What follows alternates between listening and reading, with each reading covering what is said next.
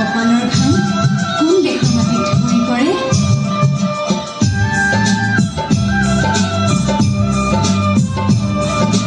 ৰিমঝিম ৰিমঝিম বৰষুণে এনে কোন বজাই ক'ত